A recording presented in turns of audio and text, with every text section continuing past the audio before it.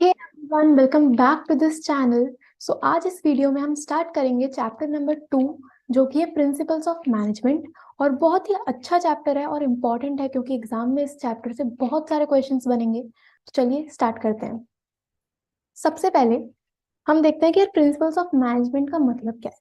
देखो, अगर हम जनरल वे में समझें कि प्रिंसिपल्स होते क्या हैं, तो प्रिंसिपल्स यानी कि सिद्धांत, ठीक है, जो कि आपको डायरेक्शन देते हैं, एक वे प्रोवाइड करते हैं कि आप इस तरह से काम करोगे तो आप अपने गोल तक पहुंच जाओगे। ठीक है। अगर हम बात कर रहे हैं एक ऑर्गेनाइजेशन की, तो ऑर्गेनाइजेशन में आपको डेली बेसिस पे डिसीजंस लेने होते हैं। ठीक है, बहुत सी प्रॉब्लम्स भी राइज होती हैं। तो प्रिंसिपल्स क्या है? प्रिंसिपल का मतलब क्या लिखा है? A managerial principle is a broad and general guideline for decision making and behaviour. इसका मतलब क्या है? मैनेजरियल प्रिंसिपल एक ब्रॉड और जनरल गाइडलाइन है। ब्रॉड यानी कि ये बहुत बड़े एरिया को कवर करते हैं, बहुत बड़े एक्सटेंट तक आप इनको अप्लाई कर सकते हो।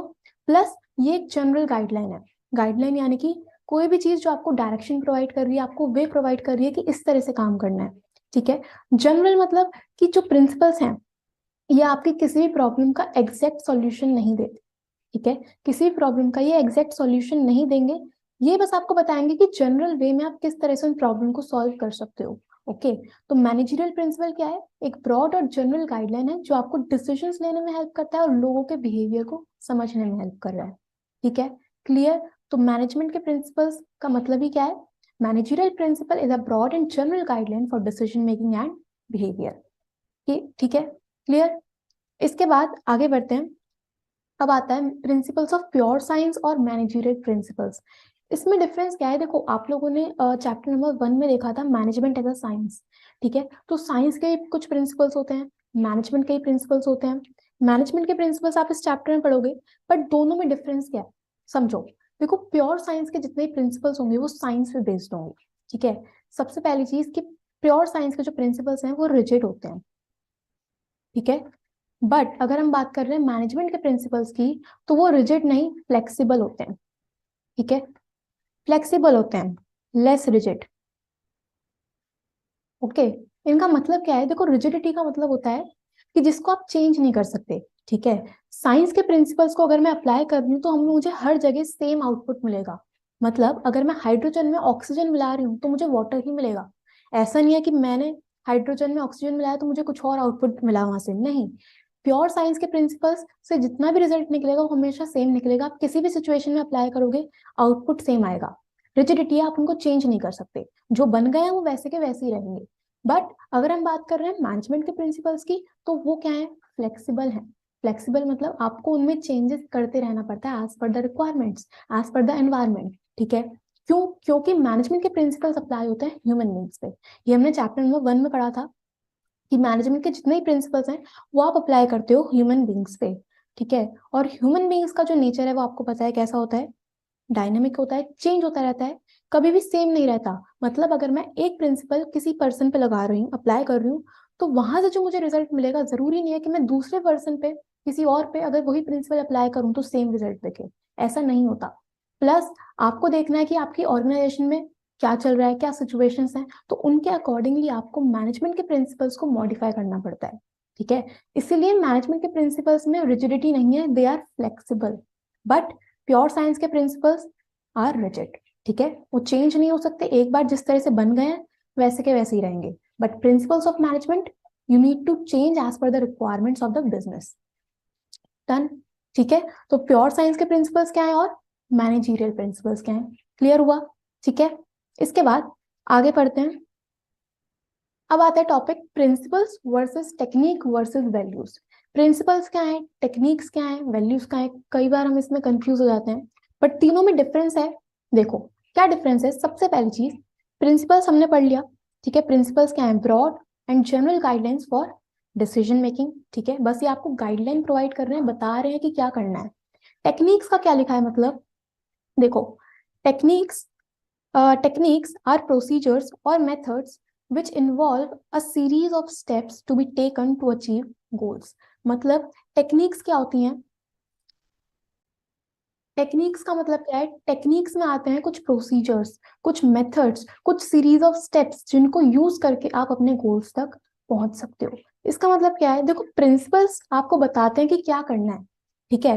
टेक्निक्स मतलब कि आप कुछ प्रोसेसेस, कुछ प्रोसीजर्स, कुछ मेथड्स को यूज करके उन गोल्स तक पहुंचते हो। ठीक है। सिंपल मतलब है कि प्रिंसिपल्स आपको बताते हैं कि क्या करना है, बट टेक्निक्स आपको बताती हैं कि वो काम करना कैसे है। ठीक है। प्रोसीजर्स मतलब कि कुछ सीरीज ऑफ स्टेप्स। मेथड्स यानी कि क्या तरीके हैं जिनको यूज करके आप अपने गोल तक पहुंच सकते हो।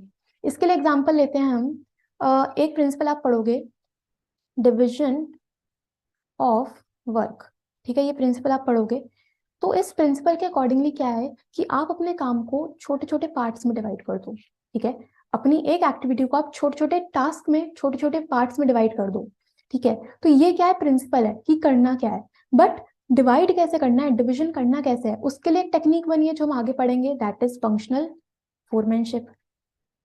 ठीक है। ये आप आगे पढ़ोगे तो प्रिंसिपल आपको बताता है कि क्या करना है, टेक्निक बताती है कि किस तरह से करना है, कुछ प्रोसीजर्स, कुछ मेथड्स को यूज करके आप अपने गोल्स तक पहुंच सकते हो, उन प्रिंसिपल्स को अप्लाई कर सकते हो। ठीक है, सही है। इसके बाद आता है वैल्यूज। वैल्यूज क्या है, देखो वैल्यूज कहीं ना कहीं रिलेटेड होती है सोसाइटी से। ठीक है। वैल्यूज का मीनिंग क्या लिखा है, values are something which are desirable and acceptable. मतलब कि वैल्यूज कुछ भी हो सकता है जो कि सोसाइटी में एक्सेप्टेबल है, डिजायरेबल है। ठीक है। सोसाइटी से रिलेटेड है, सोसाइटी का बिलीफ सिस्टम, उनका कल्चर, उनके एथिक्स, उनके मॉरल्स। ठीक है। तो they are general rules and behaviour of people in this society form through common practice. मतलब कि सोसाइटी में क्या चीज एक्सेप्टेबल है, सोसाइटी के एथिक्स क्या है, उनके वैल्यू सिस्टम, उनका बिलीफ सिस्टम क्या है, कल्चर क्या है। हमारे इंडिया का कल्चर कुछ और है, आप किसी दूसरी कंट्री में जाओगे वहां का कल्चर कुछ और है। यहाँ के लोगों का बिहेवियर अलग होगा, बाहर के लोगों का बिहेवियर अलग होगा। वो क्या है, वैल्यूज। ठीक है। जो कि किसी भी सोसाइटी में एक्सेप्टेबल है, डिजायरेबल मानी जाती हैं। ठीक है, सही है। तो प्रिंसिपल्स क्या है, ये बस जनरल गाइडलाइंस हैं जो कि आपको डिसीजन मेकिंग में हेल्प करते हैं। टेक्निक्स में आप कुछ प्रोसीजर्स, कुछ मेथड्स का यूटिलाइजेशन करते हो और अपने गोल्स तक पहुंचते हो। प्रिंसिपल्स बताते हैं कि क्या करना है, टेक्निक्स बताती है कि कैसे करना है। ठीक है। और वैल्यूज क्या है, वैल्यूज मतलब वो सभी चीजें जो कि सोसाइटी में एक्सेप्टेबल हैं, डिजायरेबल हैं। ठीक है, जो कि सोसाइटी के लोगों का एथिक्स, उनके मॉरल्स, उनका बिलीफ सिस्टम बता रही है। ठीक है, क्लियर हुआ। तो फिर स्टार्ट कर रहे हैं जल्दी से। और ये रहे हमारे फीचर्स ऑफ मैनेजरियल प्रिंसिपल्स। क्या क्या लिखे हैं, चलो आ जाओ स्टार्ट कर रहे हैं। सबसे पहला फीचर है यूनिवर्सल एप्लीकेबिलिटी। इसका मतलब क्या है कि मैनेजमेंट के जितने प्रिंसिपल्स हैं वो यूनिवर्सली एप्लीकेबल हैं।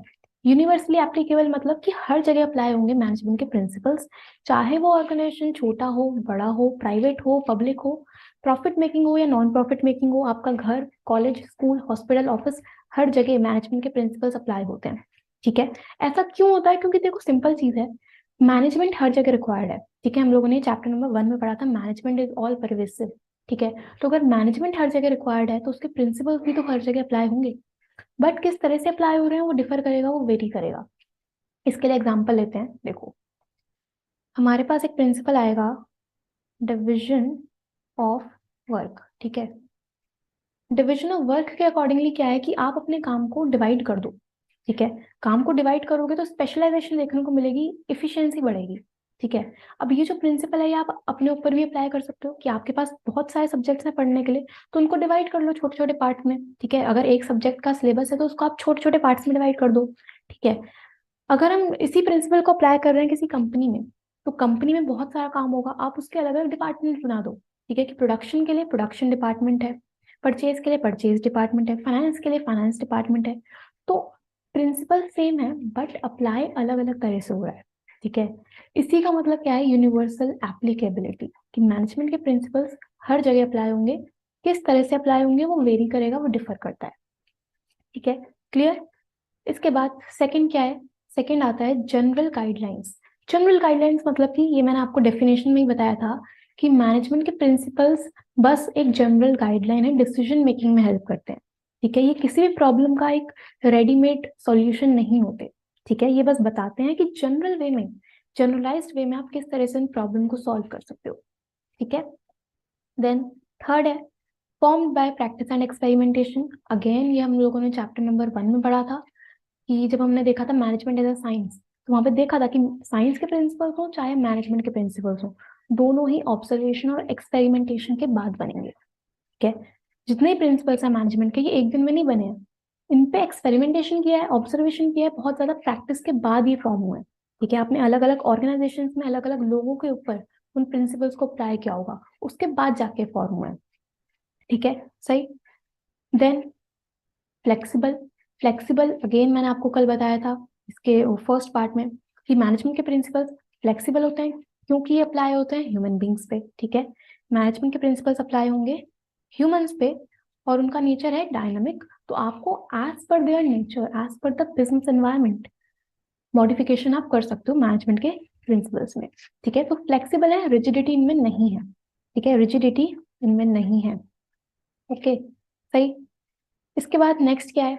नेक्स्ट है हमारा मेनली बिहेवियरल। इसका मतलब कि आपको पता है कि जो प्रिंसिपल्स है ये आप अप्लाई करते हो ह्यूमन बींग्स पे। ठीक है, तो मैनेजमेंट के प्रिंसिपल्स कहीं ना कहीं ह्यूमन बींग्स के बिहेवियर को शो करते हैं। ठीक है, आप लोगों के बिहेवियर को ध्यान में रख के फिर इन प्रिंसिपल्स को अप्लाई करते हो, क्योंकि अल्टीमेटली ह्यूमन बींग्स पे तो अप्लाई होंगे, तो उनके बिहेवियर को समझना है कि किस तरह से किसी भी पर्सन पे आप अप्लाई करोगे तो रिजल्ट आए।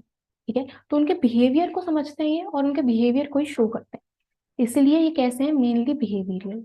ठीक है, देन सिक्स्थ है कॉन्टिंजेंट।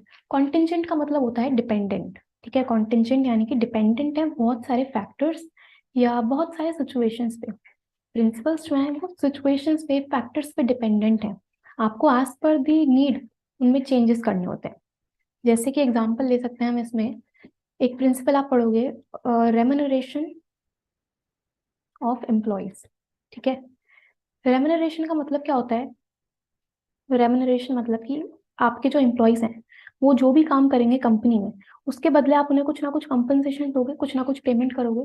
तो वो जो पेमेंट है वो भी बहुत सारे फैक्टर्स पे डिपेंड होगी, जैसे कि आपकी कंपनी की पेइंग कैपेसिटी क्या है, जो कॉम्पिटिटर्स हैं वो कितना पे कर रहे हैं। आप ऐसी सैलरी पे करो कि यार जो एम्प्लॉयज हैं उनका स्टैंडर्ड ऑफ लिविंग इंक्रीज हो। ठीक है, कुछ एक एक्ट होता है मिनिमम वेजेस एक्ट, तो उस एक्ट के रूल्स को आपको फॉलो करना है। तो बहुत सारे फैक्टर्स पे बेस्ड है, डिपेंडेंट है, इसीलिए जो प्रिंसिपल्स हैं वो कैसे हैं? कॉन्टिंजेंट है। ठीक है, डिपेंडेंट है फैक्टर्स पे, आपको एज पर द नीड उनमें चेंजेस करने होते हैं। ठीक है, इसके बाद लास्ट है कॉज एंड इफेक्ट रिलेशनशिप। मतलब जितने भी प्रिंसिपल्स हैं, मैनेजमेंट के जितने प्रिंसिपल्स हैं उसमें आपको कॉज एंड इफेक्ट रिलेशनशिप देखने को मिलती है। अब इसका मतलब क्या है कि अगर आप किसी भी सिचुएशन में कोई भी प्रिंसिपल अप्लाई कर रहे हो तो उससे आपको क्या रिजल्ट या क्या इफेक्ट देखने को मिल रहा है। ठीक है, एग्जाम्पल, जैसे आप एक प्रिंसिपल पढ़ते हो डिविजन ऑफ वर्क। ठीक है, तो डिविजन ऑफ वर्क में क्या है कि काम को डिवाइड करना है, बट उससे रिजल्ट क्या मिलेगा कि स्पेशलाइजेशन बढ़ता है, इफिशियंसी बढ़ती है। ठीक है, एक प्रिंसिपल आप पढ़ोगे डिसिप्लिन, प्रिंसिपल ऑफ डिसिप्लिन। तो डिसिप्लिन क्या कहता है कि आप जितने भी रूल्स एंड रेगुलेशंस हैं एक कंपनी के उनको अच्छे से फॉलो करो, क्या होगा? प्रोडक्टिविटी बढ़ेगी। तो कॉज है और इफेक्ट भी है कि आप किसी भी सिचुएशन में अगर प्रिंसिपल अप्लाई कर रहे हो तो वहां से क्या इफेक्ट देखने को मिल रहा है। ठीक है, तो जितने प्रिंसिपल्स हैं उसमें आपको कॉज एंड इफेक्ट रिलेशनशिप देखने को मिलती है। ठीक है, सही है। तो यही था इसके फीचर्स। सबसे पहला यूनिवर्सल एप्लीकेबिलिटी, मतलब कि हर जगह अप्लाई होंगे, परवेसिवनेस है इनमें। ठीक है, जनरल गाइडलाइंस है, मतलब ये किसी भी प्रॉब्लम का एक एग्जैक्ट सॉल्यूशन नहीं देते। ठीक है, देन फॉर्म्ड है प्रैक्टिस एंड एक्सपेरिमेंटेशन, बहुत ज्यादा एक्सपेरिमेंटेशन और प्रैक्टिस के बाद जाके ये फॉर्म हुआ है। उसके बाद फ्लेक्सिबल है, मतलब आप इनको as per the need change कर सकते हो, मॉडिफाई कर सकते हो। इसके बाद मेनली बिहेवियरल है, मतलब ह्यूमन बींग्स के बिहेवियर को शो करते हैं, उनके नेचर उनके बिहेवियर को समझ के फिर आप इन्हें अप्लाई करते हो। ठीक, कॉन्टिंजेंट है, मतलब कि डिपेंडेंट है बहुत सारे सिचुएशंस पे, बहुत सारे फैक्टर्स पे, जिसमें हमने एग्जांपल लिया रेम्यूनरेशन ऑफ एम्प्लॉयज का। ठीक, और लास्ट था कॉज एंड इफेक्ट रिलेशनशिप, मतलब किसी भी प्रॉब्लम में आप इन प्रिंसिपल को अप्लाई करोगे तो वहां से क्या इफेक्ट मिल रहा है, that is known as cause and effect relationship. ठीक है, तो मैंने आपको ये पूरा टॉपिक समझाया और इसमें हमने बहुत सारे एग्जांपल्स लिए हैं। तो अगर एग्जाम में क्वेश्चन आता है features of principles of management, तो एग्जांपल्स लिख के आना। ठीक है, जितने ज्यादा एग्जांपल्स लिखोगे उतना ज्यादा आपका प्रेजेंटेशन स्ट्रांग होगा। ठीक है, क्लियर हुआ इतना टॉपिक? इसके बाद आगे बढ़ते हैं हम लोग। अब आता है सिग्निफिकेंस ऑफ मैनेजरियल प्रिंसिपल्स, या फिर हम बोल सकते हैं इंपॉर्टेंस, ये प्रिंसिपल्स क्यों जरूरी है एक ऑर्गेनाइजेशन में, क्या रोल है इनका। ठीक है, तो इन्हें समझते हैं। फर्स्ट पॉइंट क्या है? फर्स्ट है providing managers with useful insights into reality. इसका मतलब क्या है कि प्रिंसिपल्स अगर आप अप्लाई कर रहे हो, सॉरी, प्रिंसिपल्स आपको हेल्प करते हैं, मैनेजर्स को हेल्प करते हैं यूजफुल इंसाइट्स प्रोवाइड करने में, ठीक है। नाउ यूजफुल इंसाइट्स क्या है?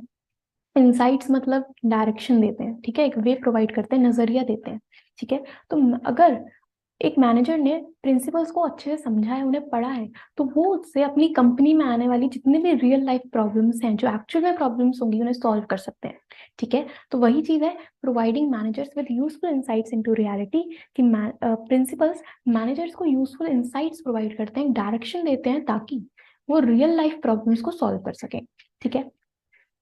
इसके बाद सेकंड है optimum utilisation of resources and effective administration. इसका मतलब कि अगर आप प्रिंसिपल्स को अप्लाई करते हो, तो वो आपकी कंपनी में जितने भी रिसोर्सेज हैं, उनका बेस्ट पॉसिबल मैनर में यूटिलाइजेशन में हेल्प करता है, ठीक है। क्योंकि आपको पता है कि कंपनी में जितनी भी रिसोर्सेज हैं वो लिमिटेड होंगी, ठीक है, बट हमें उनको बहुत अच्छे से यूटिलाइज करना है विदाउट एनी वेस्टेज। तो बहुत सारे प्रिंसिपल्स हैं जो बने इसलिए हैं कि आपकी कंपनी में, आपकी ऑर्गेनाइजेशन में एफिशिएंसी बढ़े, प्रोडक्टिविटी बढ़े, वेस्टेज कम से कम हो, डुप्लीकेशन कम से कम हो, ठीक है। वो आप पढ़ोगे जब प्रिंसिपल्स, तब समझ में आएगा।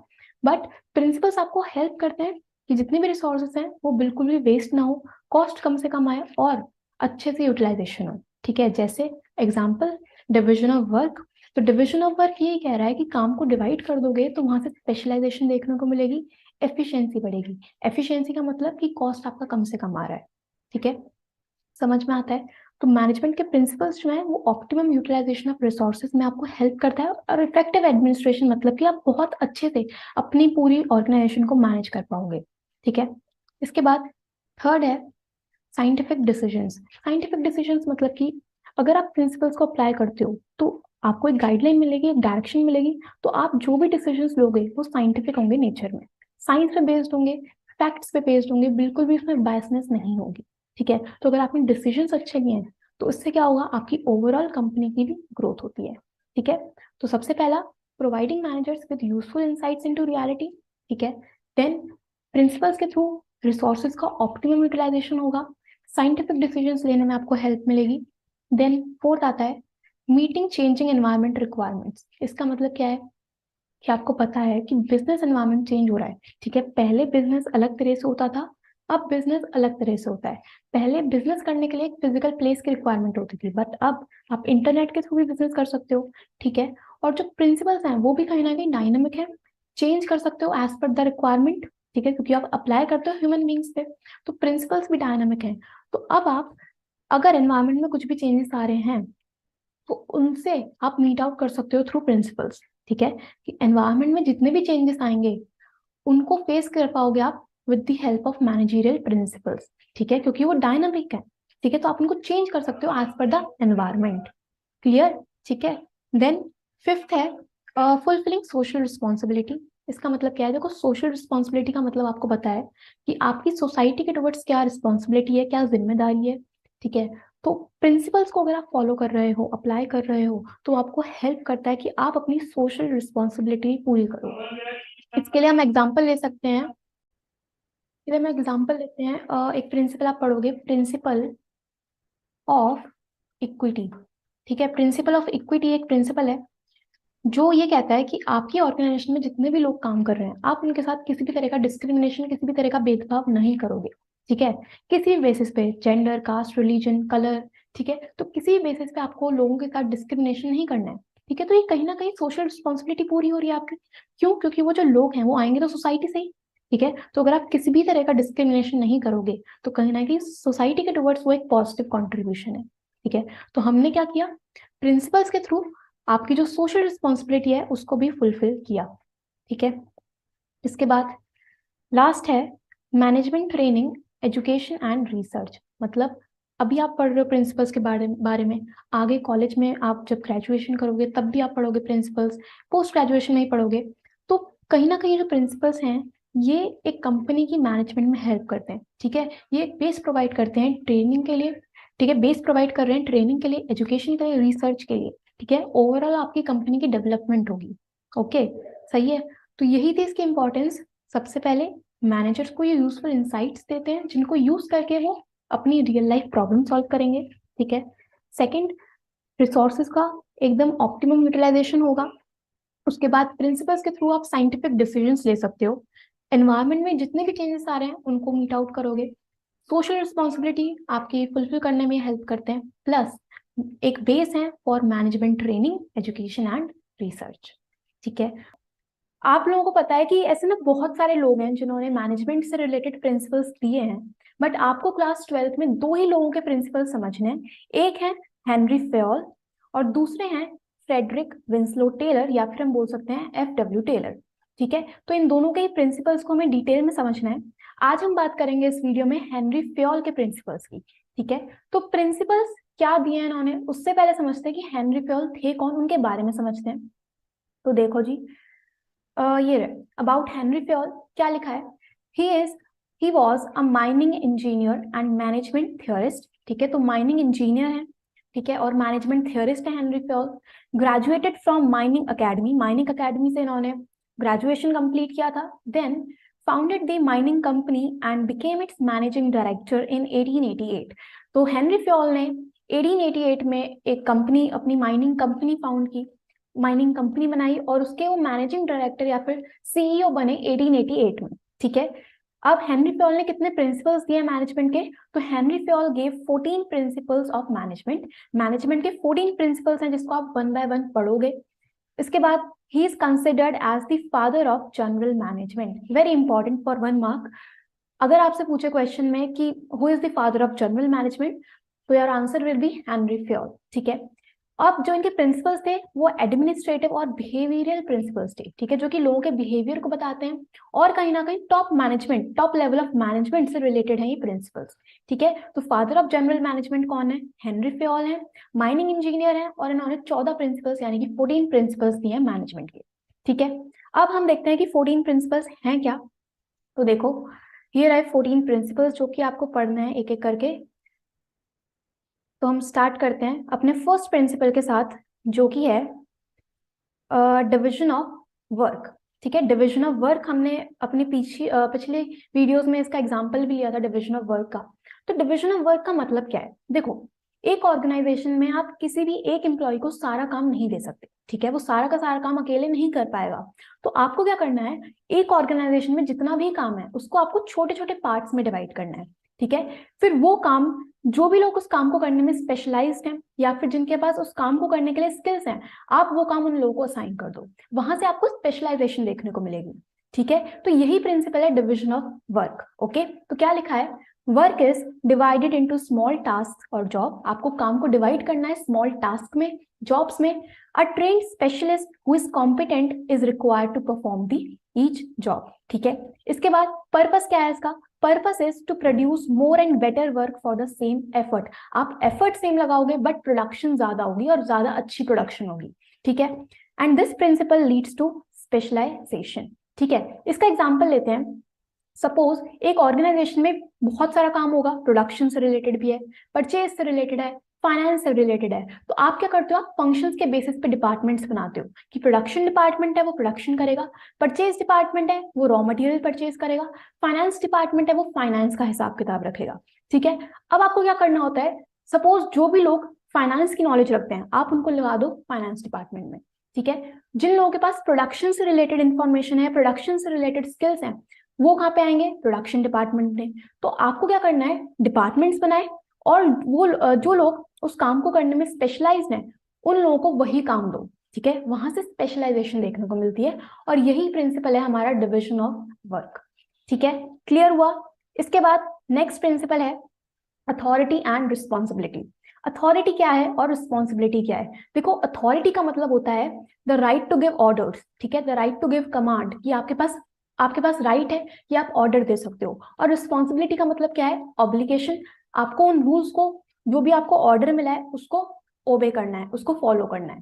ठीक है, तो authority is the right to give orders and obtain obedience and responsibility is the corollary of authority. ठीक है, then there should be a balance between authority and responsibility. ये बहुत इंपॉर्टेंट है। देखो किसी भी ऑर्गेनाइजेशन में ऐसा नहीं होना चाहिए कि आपने एक वर्कर को या तो बस अथॉरिटी दे दी या फिर बस रिस्पॉन्सिबिलिटी दे दी, नहीं, दोनों के बीच में एक बैलेंस होना बहुत जरूरी है। इसके लिए मैं एग्जांपल लेते हैं। सपोज मैं किसी कंपनी की मैनेजर हूँ और मैंने अपने एम्प्लॉय को एक काम दिया है, ठीक है, कोई टास्क दिया है जो उसको पूरा करना है, और मैंने उसको अथॉरिटी दी है कि यार इससे रिलेटेड जितने भी डिसीजंस हैं, उस काम को करने से रिलेटेड जितने भी डिसीजंस हैं वो आप खुद ले लेना, जो भी रिसोर्सेज चाहिए वो आप खुद अरेंज कर लेना, मेरे से पूछने की जरूरत नहीं है। ठीक है, तो मैंने उसे अथॉरिटी दी है, बट मैंने उसे कोई भी रिस्पॉन्सिबिलिटी नहीं दी कि यार ये काम आपको कब तक करके देना है। ठीक है, तो अथॉरिटी दी है तो वो क्या करेगा, उस अथॉरिटी का मिसयूज करेगा। ठीक है, तो इस केस में क्या है कि अथॉरिटी है बट रिस्पॉन्सिबिलिटी नहीं है, तो यहाँ पे अथॉरिटी का मिसयूज होगा। ठीक है, दूसरा केस समझो, अब सपोज मैंने उसे काम दिया है अपने एम्प्लॉय को कुछ, और मैंने उसे अथॉरिटी नहीं दी, मैंने उसे बोला है कि जितने भी डिसीजंस हैं वो सारे के सारे मैं लूंगी, आपको हर एक चीज मेरे से पूछनी पड़ेगी। ठीक है, और मैंने उसे रिस्पॉन्सिबिलिटी दी है कि यार ये काम आप मुझे अगले वीक तक दे देना। ठीक है, अब यहाँ पे अथॉरिटी नहीं है, रिस्पॉन्सिबिलिटी है, तब भी काम पूरा नहीं होगा। ठीक है ना, तो इसलिए क्या है, फेओल का मानना यह है कि किसी भी एम्प्लॉय या किसी भी वर्कर के पास पूरा बैलेंस होना चाहिए अथॉरिटी का और रिस्पॉन्सिबिलिटी का।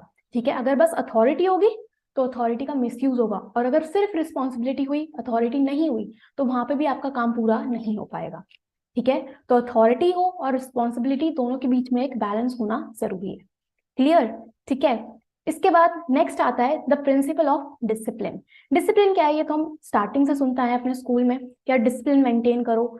डिसिप्लिन का मतलब क्या है कि स्कूल के जितने भी रूल्स एंड रेगुलेशंस हैं उन्हें फॉलो करना है।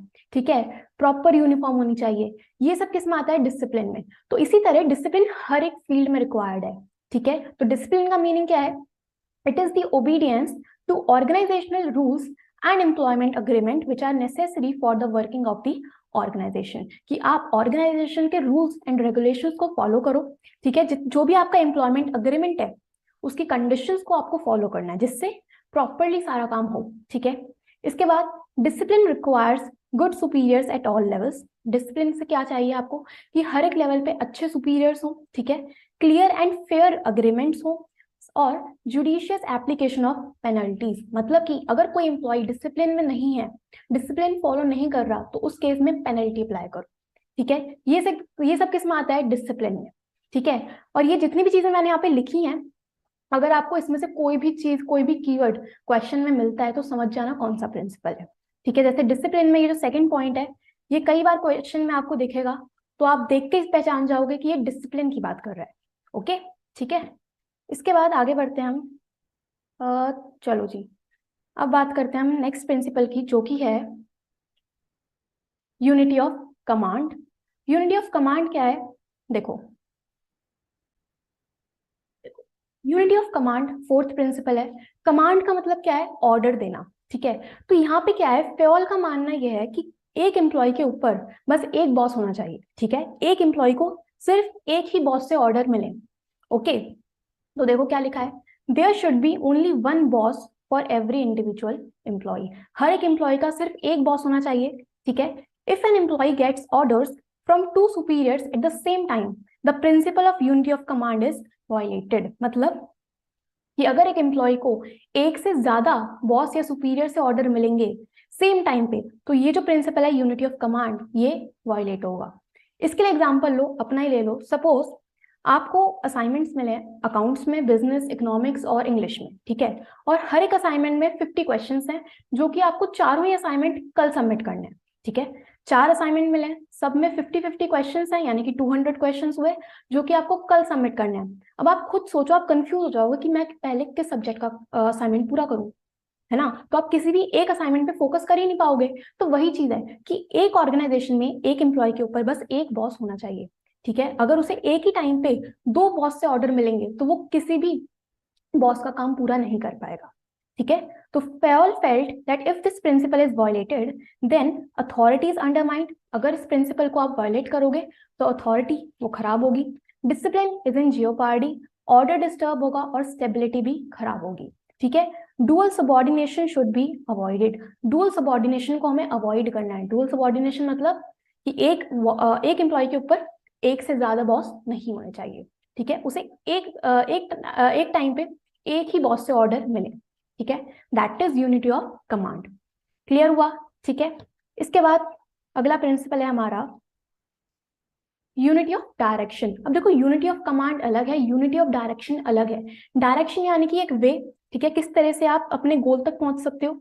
ठीक है, तो इस प्रिंसिपल में यही बात हुई है कि आप चाहे आपके ऑर्गेनाइजेशन में कितने भी डिपार्टमेंट्स क्यों ना हो, बट आपका जो मेन गोल है वो ऑर्गेनाइजेशन का गोल पूरा करना होना चाहिए। ठीक है, तो all the units of an organisation should be moving towards the same common objectives through coordinated and focused efforts. मतलब जितनी भी यूनिट्स हैं एक ऑर्गेनाइजेशन में वो कॉमन गोल के टुवर्ड्स ही काम करें। ठीक है, each group of activities having the same objective must have one hat and one plan। ठीक है, जितनी भी एक्टिविटीज है उनका सेम ऑब्जेक्टिव होना चाहिए। अगर डिपार्टमेंट्स हैं अलग अलग, प्रोडक्शन है, परचेज है, फाइनेंस है, मार्केटिंग है, सबके अपने अपने डिपार्टमेंट्स के अपने अपने गोल तो होंगे, बट उन सभी को इस तरह से काम करना है कि जो ऑर्गेनाइजेशन का कॉमन गोल है, सपोज प्रॉफिट मैक्सिमाइजेशन, तो वो कॉमन गोल अचीव हो। ठीक है, it prevents overlapping of activities. Clear? ठीक है, तो अभी तक हमने क्या क्या पढ़ा? सबसे पहले हमने देखा डिविजन ऑफ वर्क के बारे में, देन अथॉरिटी एंड रिस्पॉन्सिबिलिटी, इसके बाद डिसिप्लिन क्या है, देन हमने बात करी यूनिटी ऑफ कमांड की और यूनिटी ऑफ डायरेक्शन।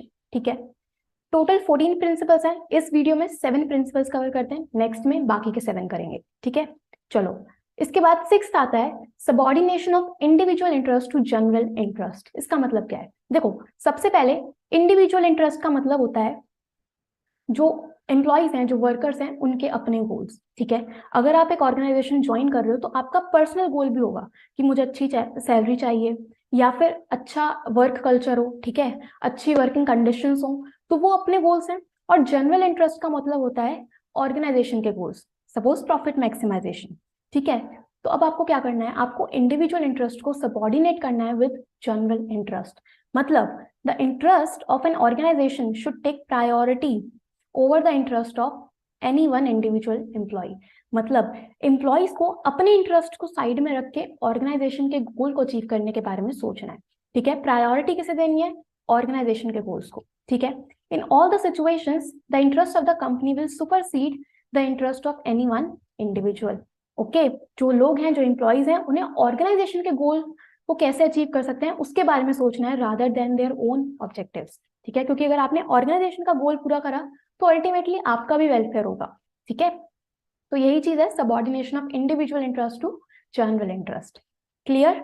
ठीक है, इसके बाद नेक्स्ट है रेम्यूनरेशन ऑफ एम्प्लॉयज। देखो, रेम्यूनरेशन का मतलब होता है कॉम्पेंसेशन। ठीक है, अब कॉम्पेंसेशन का मतलब क्या है? कॉम्पेंसेशन का मतलब होता है कि अगर आप एक कंपनी में काम कर रहे हो, अपना एफर्ट लगा रहे हो, तो उसके बदले आपको कुछ ना कुछ पेमेंट मिलेगी, सैलरी या वेजेस, वही होता है रेम्यूनरेशन। ठीक है, तो अब फेयोल ने क्या कहा है? फेयोल ने बोला है the overall pay and compensation should be fair to both employees and organisation. Company जितना भी पेमेंट कर रही है, जितना भी कॉम्पनसेशन देगी, वो एम्प्लॉयज के लिए भी फेयर होना चाहिए और ऑर्गेनाइजेशन के लिए भी फेयर होना चाहिए। ठीक है, the employees should be paid fair wages which should give them at least a reasonable standard of living.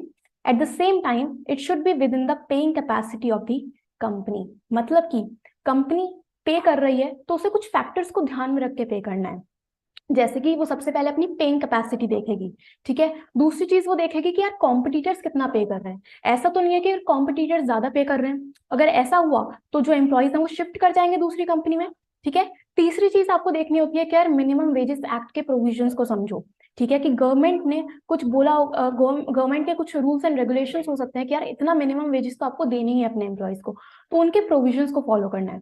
और आपको ये भी ध्यान में रखना है कि यार जितना भी आप पे कर रहे हो उससे जो एम्प्लॉयज हैं उनका स्टैंडर्ड ऑफ लिविंग इंक्रीज हो, उनका वेलफेयर हो पाए।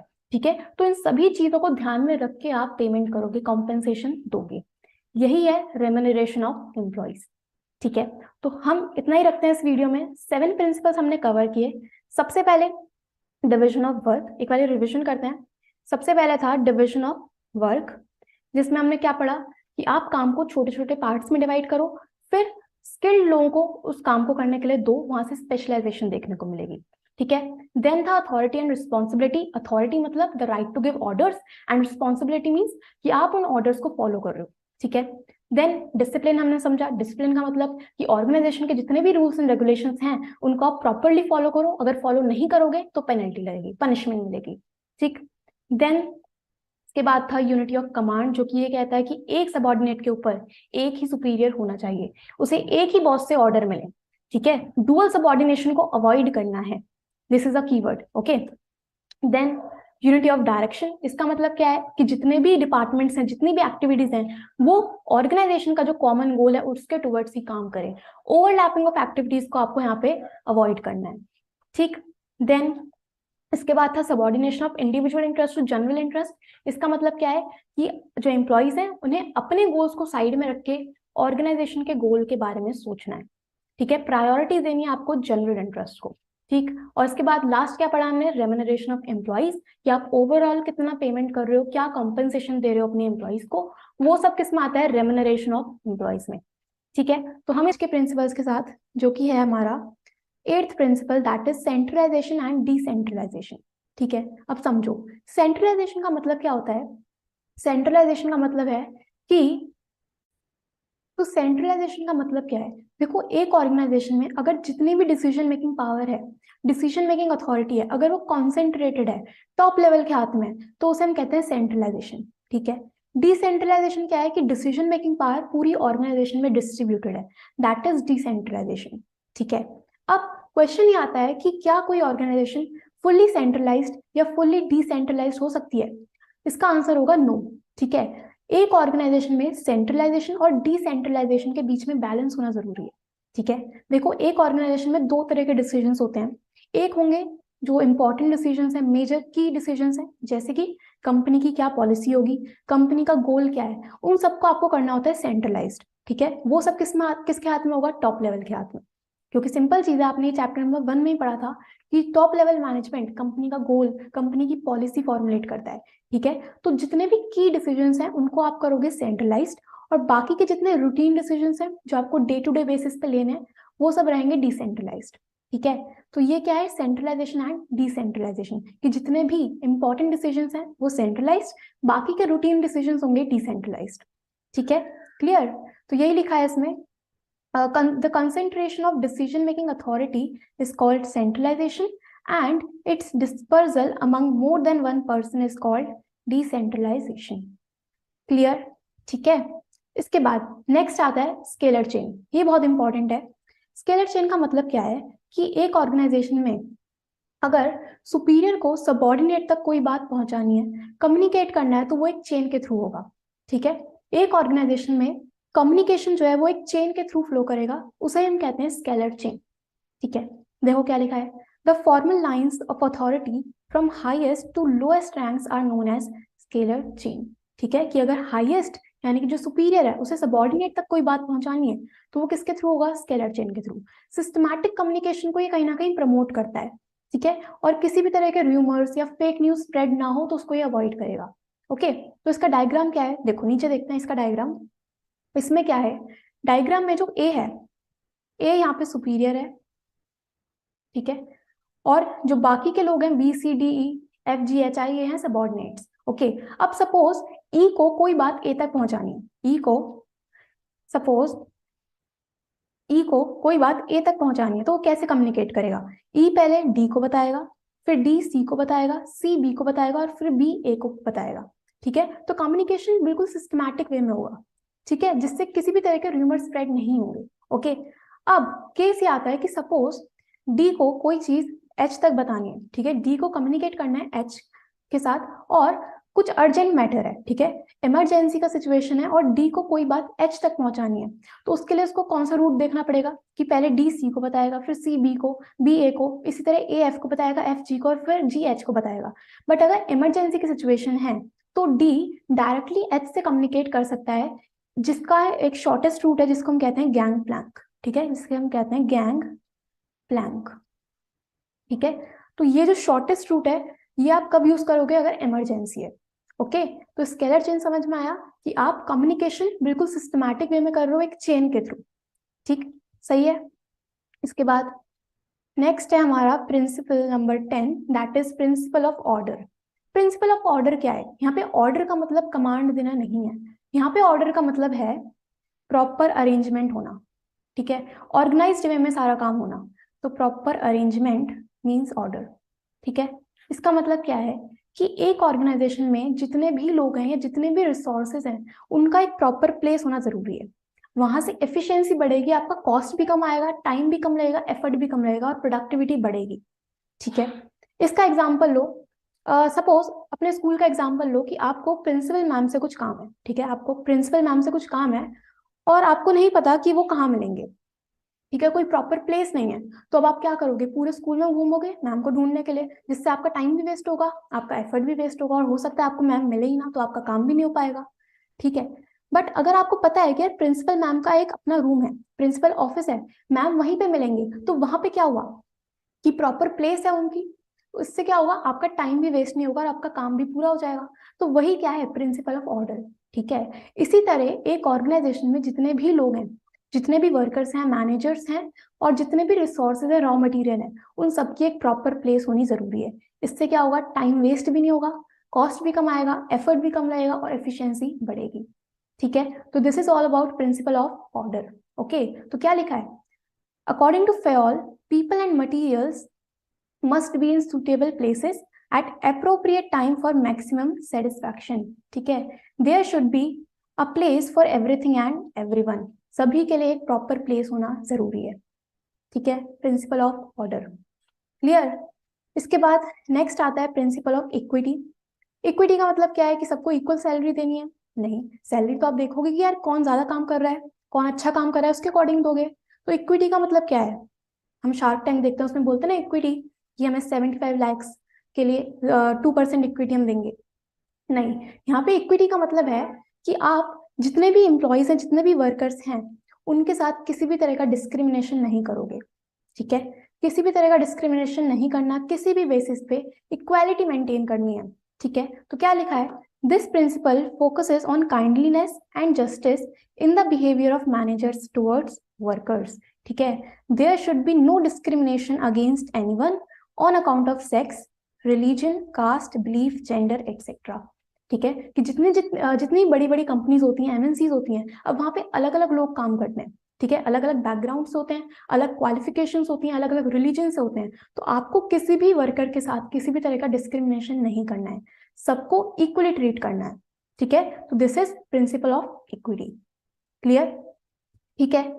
इसके बाद नेक्स्ट है हमारा principle number 12, that is stability of personnel. ये पर्सनल नहीं है, ये पर्सोनेल है, यानी कि ह्यूमन रिसोर्स या फिर आपके एम्प्लॉइज, ठीक है, human resource. Stability of personal का मतलब क्या है कि देखो, फेयोल का मानना यह है कि अगर आपने एक पर्सन को सिलेक्ट किया है, एक एम्प्लॉय को रखा है, तो उसके पीछे आपने बहुत मेहनत करी होगी, ठीक है। पहले आपने रिक्रूटमेंट किया होगा, यानी कि आपने एडवर्टीजमेंट दिया होगा कि हाँ हमारी कंपनी में जॉब वैकेंसी है। फिर आपने सिलेक्शन प्रोसेस फॉलो किया होगा कि आपने उसका एम्प्लॉय का टेस्ट लिया है, इंटरव्यू लिया है, बैकग्राउंड चेक किया है, फिर उसे प्रॉपर ट्रेनिंग दी होगी, जिसमें आपकी कंपनी का टाइम भी लगा है, एफर्ट भी लगा है, कॉस्ट भी लगा है। तो अब ये फेयोल का मानना ये है कि अगर आपने एक एम्प्लॉय को सिलेक्ट कर लिया है, तो उसे एक पर्टिकुलर टाइम पीरियड के लिए अपनी ऑर्गेनाइजेशन में रखो, ठीक है। बहुत जल्दी उसे कंपनी से निकालना नहीं है, ठीक है। यही है स्टेबिलिटी ऑफ पर्सनल। तो क्या लिखा हुआ है इसमें, employee turnover should be minimized to maintain organizational efficiency, people one selected should be kept at their post for a minimum fixed tenure. कि अगर आपने एक एम्प्लॉय को सिलेक्ट कर लिया है, तो उसको एक मिनिमम फिक्स्ड टेन्योर के लिए, टाइम पीरियड के लिए अपनी ऑर्गेनाइजेशन में रखो। अगर एम्प्लॉय से कुछ गलती होती है तो उसे निकालना नहीं है, उसे सिखाना है, ठीक है। अगर आप ऐसे ही बहुत जल्दी अपने एम्प्लॉयज को निकाल दोगे कंपनी में से, तो आप ही का नुकसान है कि आपको फिर से नया एम्प्लॉय रखना पड़ेगा और फिर से वही सिलेक्शन प्रोसेस, प्रॉपर ट्रेनिंग आपको देनी पड़ेगी, ठीक है। और जो एम्प्लॉय है जिसको आपने निकाला है, उसका भी मोरल डाउन होगा। ओके, तो यही चीज है स्टेबिलिटी ऑफ पर्सनल में, कि अगर आपने एक एम्प्लॉय को सिलेक्ट किया है, तो उसे एक फिक्स्ड पीरियड के लिए अपनी ऑर्गेनाइजेशन में रखना है, ठीक है। ओके, इसके बाद नेक्स्ट आता है प्रिंसिपल ऑफ इनिशिएटिव। इनिशिएटिव का मतलब क्या होता है कि हम बोलते हैं ना कि इनिशिएटिव तो लो। इनिशिएटिव मतलब फर्स्ट स्टेप लेना, ठीक है। मोटिवेशन के साथ फर्स्ट स्टेप लेना इज इनिशिएटिव। कि सपोज मैंने सोचा है यार मुझे यूट्यूब पे वीडियो डालनी है, ठीक है, वीडियो पोस्ट करनी है, तो मुझे इनिशिएटिव लेना होगा कि हाँ मैं पहले वीडियो रिकॉर्ड करूँ, ठीक है। तो वो क्या है, इनिशिएटिव है। तो अब ऑर्गेनाइजेशन में क्या होता है कि आप एज अ मैनेजर अपने वर्कर्स, अपने एम्प्लॉयज को ये ऑप्शन दो कि वो खुद डिसीजंस ले सकें, ठीक है। वो अपने ओपिनियंस, अपने आइडियाज, अपने सजेशंस ऑफर करें, ठीक है।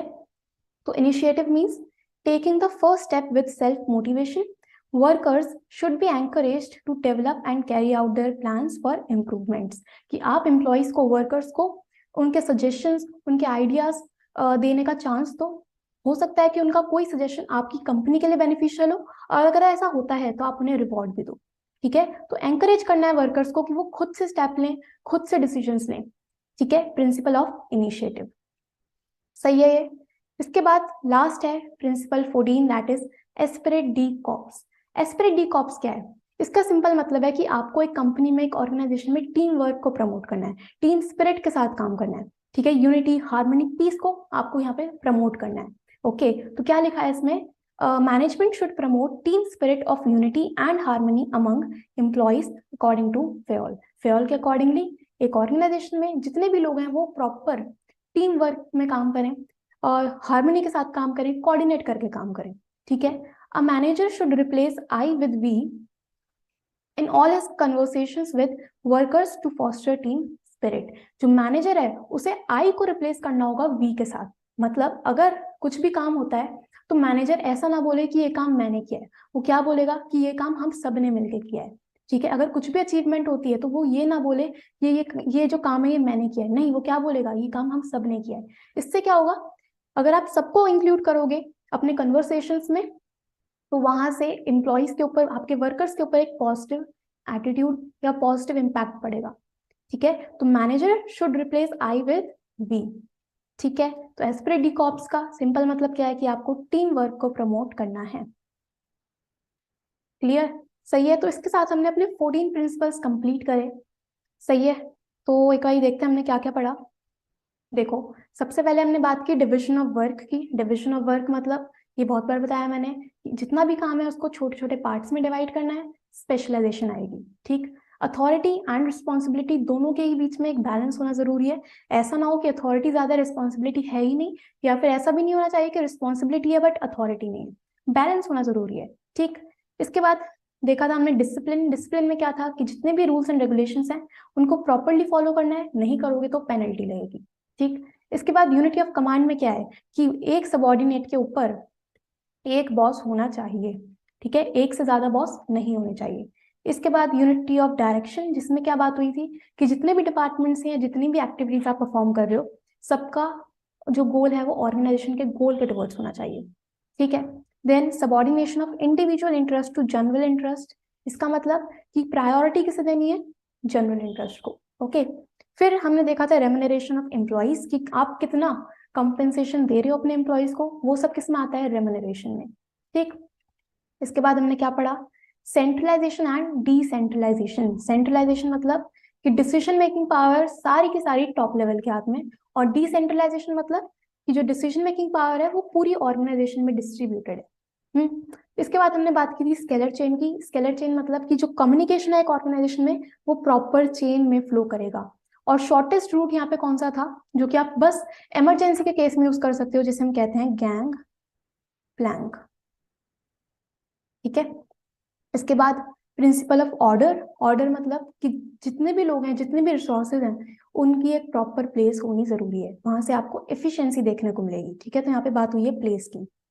ठीक, इसके बाद हमने बात की इक्विटी की। इक्विटी मतलब कि सभी को इक्वालिटी के साथ ट्रीट किया जाए, किसी भी तरह का डिस्क्रिमिनेशन नहीं होना चाहिए। ओके, तो नो डिस्क्रिमिनेशन। ठीक, इसके बाद स्टेबिलिटी ऑफ पर्सोनेल मतलब कि अगर आपने एक एम्प्लॉय को सिलेक्ट कर लिया है तो उसे एक प्रॉपर टाइम पीरियड के लिए अपनी ऑर्गेनाइजेशन में रखना है, बहुत जल्दी उसे निकाल नहीं देना। ठीक है, देन इनिशिएटिव। इनिशिएटिव मतलब कि आप फर्स्ट स्टेप लो, वर्कर्स को आप ये चांस दो कि वो खुद डिसीजंस ले सकें, अपने सजेशंस ऑफर कर सकें। ठीक है, अगर अच्छे सजेशंस आते हैं तो उनको रिवॉर्ड दो, उनको रिकॉग्निशन दो, उनको रिस्पेक्ट दो। ठीक, फिर लास्ट था एस्पिरेट डी कॉर्प्स, जिसमें हमने बात करी किसकी? टीम वर्क की, प्रॉपर कोऑर्डिनेशन होना चाहिए, टीम वर्क के साथ काम करो। मैनेजर को रिप्लेस करना होगा आई विद बी। ठीक है, आई को आपको रिप्लेस करना है बी के साथ। ठीक है, तो ये हमने कंप्लीट करे हेनरी फ्योल के 14 प्रिंसिपल्स, और आई होप आप लोगों को समझ में आया होगा पूरा टॉपिक। अब हमें क्या पढ़ना है? अब ठीक है, अगर हम बात करें FW टेलर या फिर फ्रेडरिक विंसलो टेलर की, तो इन्होंने जो प्रिंसिपल्स दिए हैं वो कहीं ना कहीं जो लेबर है, वर्कफोर्स है, उनसे रिलेटेड है। ठीक है, इन्होंने प्रिंसिपल्स दिए साइंटिफिक मैनेजमेंट के। ठीक है, साइंटिफिक मैनेजमेंट क्या है ये अभी हम आगे पढ़ते हैं, तो स्टार्ट कर रहे हैं हम लोग जल्दी से। सबसे पहले एफ डब्ल्यू टेलर हैं कौन, उनके बारे में समझते हैं। देखो अबाउट एफ डब्ल्यू टेलर, तो he was an American mechanical engineer, ठीक है। एफ डब्ल्यू टेलर एक मैकेनिकल इंजीनियर थे who sought to improve industrial efficiency, जिनका फोकस क्या था कि किस तरह से इंडस्ट्रियल एफिशिएंसी को इंक्रीज कर सकते हैं, वर्कर्स या फिर एम्प्लॉइज की एफिशिएंसी को बढ़ा सकते हैं, ठीक है। इन 1874 he became an apprentice mechanist learning factory conditions at the grassroots level। तो 1874 में वो एक अप्रेंटिस मैकेनिस्ट बने और वो कंडीशन समझ फैक्ट्री की कंडीशंस को समझ रहे थे कि किस तरह से फैक्ट्रीज में काम होता है, क्या कंडीशंस होती है फैक्ट्रीज की। And according to him by scientifically analyzing the work it would be possible to find one best method to do it. मतलब उनके अकॉर्डिंग क्या है कि अगर आपको कोई भी काम करना है तो उसको साइंटिफिकली एनालाइज करो, ठीक है, साइंटिफिकली समझो, क्योंकि हर एक काम को करने का कोई ना कोई एक बेस्ट मेथड होता है, ठीक है। तो ये किसके बारे में है, एफ डब्ल्यू टेलर के बारे में, ठीक है। तो सिंपल चीज यही है कि एफ डब्ल्यू टेलर ने ये कहा है कि अगर आपको कोई भी काम करना है, अगर आपको वर्कर की एफिशिएंसी बढ़ानी है, तो किसी भी काम को करने का कोई ना कोई एक बेस्ट मेथड होता है जिसको आप साइंस को यूज करके फाइंड आउट कर सकते हो, ठीक है। चलो इसके बाद साइंटिफिक मैनेजमेंट का मतलब क्या है, देखो क्या लिखा है। It implies conducting business activities according to standardized tools, methods, trained personnel in order to increase output, efficiency, improve its quality, reduce costs and wastage। मतलब कि साइंटिफिक मैनेजमेंट का मीनिंग क्या है कि आप बिजनेस एक्टिविटीज इस तरह से कंडक्ट करो, किस तरह से कि आप स्टैंडर्डाइज्ड टूल्स का यूज करो, मेथड्स का यूज करो, जो आपके ह्यूमन रिसोर्स हैं वो ट्रेंड होने चाहिए प्रॉपरली, ताकि जो आपका आउटपुट है वो भी इंक्रीज हो, एफिशिएंसी बढ़े, क्वालिटी जो है वो भी इंप्रूव हो, और कहीं ना कहीं आपका कॉस्ट और जो वेस्टेज है वो कम से कम हो, ठीक है। इसी का मतलब क्या होता है साइंटिफिक मैनेजमेंट, ठीक है। It means knowing exactly what you want men to do and seeing that they do it in the best and cheapest way। Scientific management का मतलब क्या है कि आपको ये चीज पता होनी चाहिए अच्छे से कि यार आप लोगों से काम क्या करवाना चाहते हो, ठीक है, एक्चुअल में काम होना क्या चाहिए, और आप देखो कि वो काम किस तरह से बेस्ट और चीपेस्ट वे में हो सकता है, ठीक है। This is all about scientific management, ठीक है, सही। अब हमें पढ़ना है टेलर के मैनेजरियल प्रिंसिपल्स। तो एफ डब्ल्यू टेलर ने टोटल 4 प्रिंसिपल्स दिए हैं।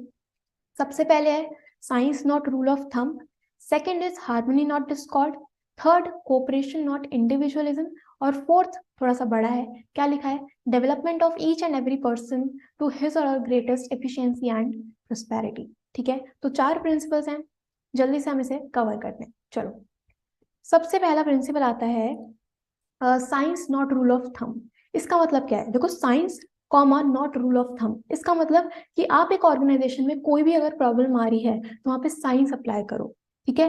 रूल ऑफ थंब को हमें इग्नोर करना है, अवॉइड करना है, ओके।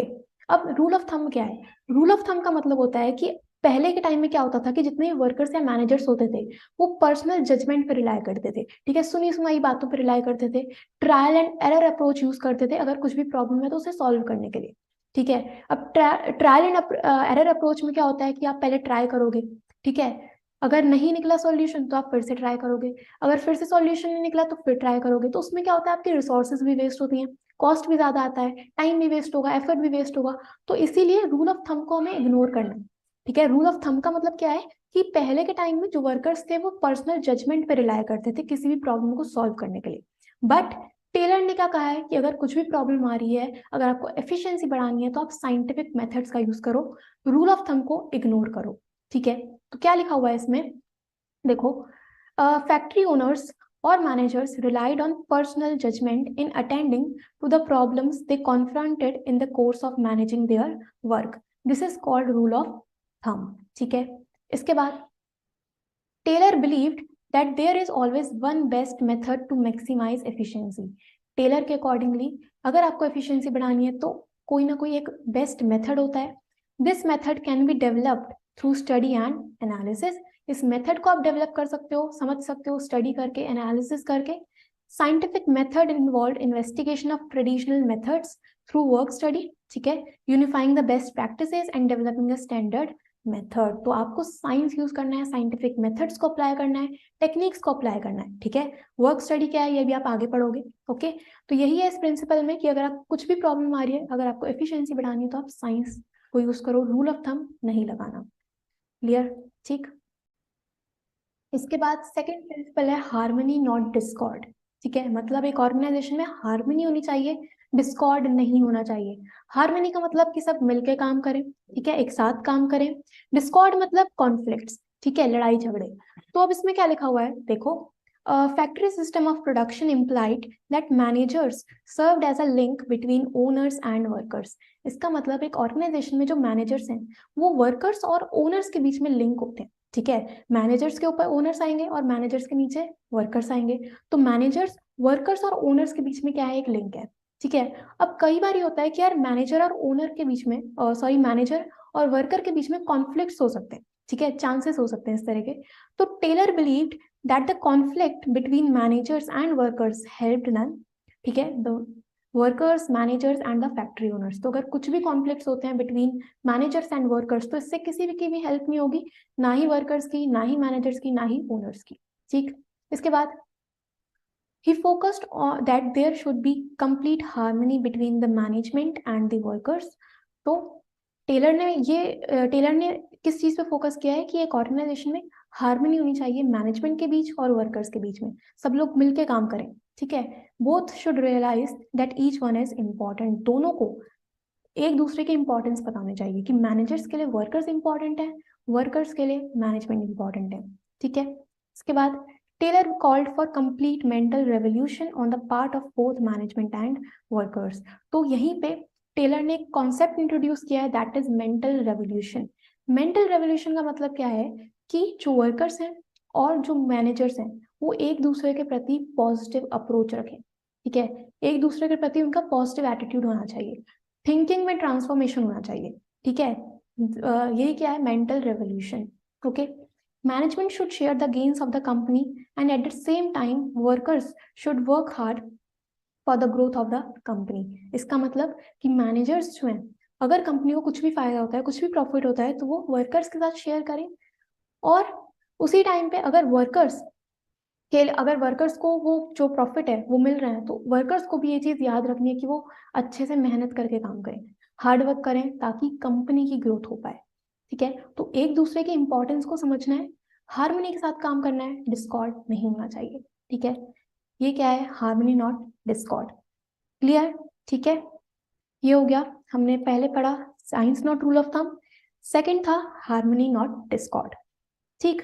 इसके बाद थर्ड प्रिंसिपल आता है कोऑपरेशन नॉट इंडिविजुअलिज्म।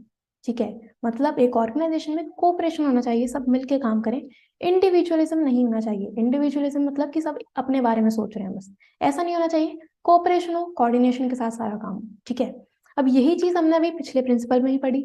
यस, तो देखो फिर से क्या लिखा है इसमें, there should be complete cooperation between labor and management instead of individualism।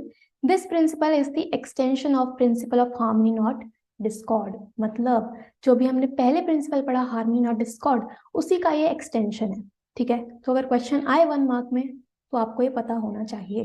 ठीक है, इसके बाद यहाँ पे क्या लिखा है, competition should be replaced with cooperation. ठीक है, कंपटीशन नहीं हो, कोऑपरेशन होना चाहिए। ठीक है, management should not close its ears to any suggestions made by employees. मतलब कि एम्प्लॉइज को ये चांस देना है कि यार वो अपने सजेशंस, अपने आइडियाज, अपने ओपिनियंस शेयर करें। ठीक है, they should be awarded for their suggestions which results in substantial reduction in cost. तो अगर एम्प्लॉइज इस तरह के कुछ सजेशंस देते हैं, आइडियाज देते हैं जिससे कि कंपनी की जो कॉस्ट है वो कम से कम आए, तो उस केस में कंपनी उन वर्कर्स को अवार्ड दे, उन्हें रिवॉर्ड दे, उन्हें रिकॉग्निशन दे। ठीक है, अप्रिशिएट करें। Okay, then at the same time workers should not go on unnecessary strikes. और वर्कर्स को भी यह ध्यान रखना है कि वो अननेसेसरी किसी भी स्ट्राइक पे ना जाएं। ठीक है, there should be open communication system. Open communication system को प्रमोट करना है यहाँ पे। And there should be equal division of work and responsibility between workers and management. मतलब टेलर का मानना यह है कि वर्कर्स और मैनेजर्स दोनों को ही इक्वली काम मिले। ठीक है, रिस्पॉन्सिबिलिटी दोनों की इक्वल हो। ठीक है, तो ये सब हमने किस में पढ़ा, कोऑपरेशन नॉट इंडिविजुअलिज्म में। ठीक है, ये किसका एक्सटेंशन है, हार्मनी नॉट डिस्कॉर्ड का। ठीक, इसके बाद लास्ट प्रिंसिपल है development of each and every person to his or her greatest efficiency and prosperity. इसमें क्या है, इसमें बेसिकली बात हुई है एम्प्लॉय की ट्रेनिंग की, ठीक है, कि अगर आपको एम्प्लॉय की एफिशिएंसी को इंक्रीज करना है तो आप उसे प्रॉपर ट्रेनिंग दो, ठीक है, उसकी करियर काउंसलिंग करो। ये सब किस में आएगा, इसी प्रिंसिपल में, ठीक है। देखो क्या लिखा है, workers training is essential to learn the best method developed as a consequence of scientific approach। अभी हमने पीछे पढ़ा कि अगर आप साइंटिफिक मेथड को यूज करोगे तो हर काम को करने का एक बेस्ट मेथड है। तो अगर आप वर्कर्स की ट्रेनिंग दोगे, अगर आप वर्कर्स को ट्रेनिंग दोगे प्रॉपरली, तो वहां से आपको वो बेस्ट मेथड भी मिल सकता है, ठीक है। According to Taylor, efficiency can be increased by the process of employee selection, ठीक है। एम्प्लॉय को किस तरह से आप सिलेक्ट कर रहे हो, वहीं से एफिशिएंसी बढ़ा सकते हो, ठीक। क्या लिखा है इसके आगे, each person should be scientifically selected. आप जो भी एम्प्लॉय सिलेक्ट कर रहे हो, जो भी पर्सन सिलेक्ट कर रहे हो, वो साइंटिफिकली सिलेक्ट करो, साइंस का यूज करो, ठीक है। Then work assigned should suit his or her physical, mental and intellectual capabilities. मतलब आप उन लोगों को, उन वर्कर्स को काम उनके स्किल्स के अकॉर्डिंग दो, उनकी कैपेसिटी के अकॉर्डिंग दो, ठीक है। तो ये चीज बहुत ध्यान रखनी है कि आप सही लोगों को सही जगह पे लगाओ और उनको उनकी स्किल्स के अकॉर्डिंगली काम दो, ठीक है। Proper training should be given to maximize efficiency, training दो प्रॉपर। इसके बाद efficient employees would produce more and earn more. अगर एम्प्लॉयज एफिशिएंट हैं तो वो ज्यादा से ज्यादा प्रोडक्शन भी करेंगे और ज्यादा से ज्यादा अर्निंग भी करेंगे, ठीक। इसके बाद this will ensure there greatest efficiency and prosperity for both company and workers. तो अगर ये सब चीजें होती हैं तो यस, एक ऑर्गेनाइजेशन में एम्प्लॉयज की भी और कंपनी की भी एफिशिएंसी बढ़ेगी, प्रोस्पेरिटी बढ़ेगी, सब कुछ काम प्रॉपर वे में होगा, ठीक है, सही। तो दिस इज इट, हमने पेओल के सॉरी टेलर के प्रिंसिपल्स कंप्लीट करे। 4 प्रिंसिपल्स थे। सबसे पहले हमने क्या देखा, science not rule of thumb, कि आपको रूल ऑफ थंब को इग्नोर करना है, साइंस को यूज करके एफिशिएंसी बढ़ा सकते हो, ठीक। हार्मनी और डिस्कॉर्ड में हमने क्या बात की कि एक ऑर्गेनाइजेशन में मैनेजर्स और वर्कर्स के बीच में हार्मनी होनी चाहिए, डिस्कॉर्ड नहीं होना चाहिए, दोनों को एक दूसरे की इंपॉर्टेंस समझनी है। और यहीं पे हमने कॉन्सेप्ट पढ़ा मेंटल रेवोल्यूशन का, ठीक है, मेंटल रेवोल्यूशन, ओके। इसके बाद थर्ड था कोऑपरेशन नॉट इंडिविजुअलिज्म। इसमें भी हमने क्या चीज देखी कि आप एम्प्लॉयज को ऑप्शन दो कि वो अपने सजेशन शेयर कर सकते हैं, उन्हें रिवॉर्ड दो, ठीक है, और एम्प्लॉयज भी हैं वो अननेसेसरी किसी भी स्ट्राइक पे ना जाएं, ठीक है, प्रॉपरली सब कुछ काम कोऑपरेशन के साथ हो। और लास्ट हमने बात की development of each and every person to his or greatest efficiency and prosperity की, जिसमें हमने बात की ट्रेनिंग की, ठीक है। साइंटिफिकली आप एम्प्लॉयज को सिलेक्ट करो अपनी ऑर्गेनाइजेशन में और उन्हें प्रॉपर ट्रेनिंग दो, ठीक है, सही। तो अगर हम देखें तो हम इन सभी प्रिंसिपल्स में हमने वर्कर्स की बात करी है, ठीक है, एम्प्लॉयज की बात करी है, सही हो गया, ठीक। चलो अब हम देखते हैं, हमने हेनरी फ्योल के प्रिंसिपल्स कंप्लीट करे, ठीक है, एफ.डब्ल्यू. टेलर के प्रिंसिपल्स कंप्लीट करे। अब हमें पढ़ने हैं कुछ टेक्निक्स, ठीक है। देखो एफ.डब्ल्यू. टेलर ने प्रिंसिपल्स भी दिए हैं और कुछ टेक्निक्स भी दिए हैं, ठीक है। हमारा टॉपिक ये रहा, टेक्निक्स ऑफ साइंटिफिक मैनेजमेंट। आपको पता है कि देखो प्रिंसिपल्स आपको बताते हैं कि क्या करना है, टेक्निक्स आपको बताते हैं कि वो काम किस तरह से करना है, कैसे करना है, ठीक है। तो 4 टेक्निक्स आपको पढ़नी है इस चैप्टर में। सबसे पहले है फंक्शनल फोरमैनशिप, दूसरा है standardization and simplification of work, third is work study, ठीक है, and fourth is differential piece wage system, ठीक है। इस वीडियो में 2 टेक्निक्स पढ़ते हैं और बाकी के 2 नेक्स्ट वीडियो में कवर करेंगे, ठीक है। चलो सबसे पहला है फंक्शनल फोरमैनशिप। देखो फंक्शनल फोरमैनशिप का मतलब क्या है, फोरमैन आपको पता है, आपने चैप्टर नंबर 1 में पढ़ा था, वो लोग जो कि लोअर लेवल पे वर्क करते हैं और जो वर्कफोर्स के साथ डे टू डे बेसिस पे कांटेक्ट में रहते हैं, ठीक है, एक्चुअल वर्कफोर्स के साथ यही टच में रहते हैं, ठीक है। अब वो किस तरह से फंक्शनिंग है उनकी, जितने ही फॉरमैन है वो किस तरह से काम कर रहे हैं, क्या फंक्शंस परफॉर्म कर रहे हैं, वो सब आप पढ़ते हो इस टेक्निक फंक्शनल फोरमैनशिप में, ठीक है। अब क्या लिखा है इसमें देखो, foreman represents the managerial figure with whom the workers are in a face-to-face contact on daily basis, ठीक है।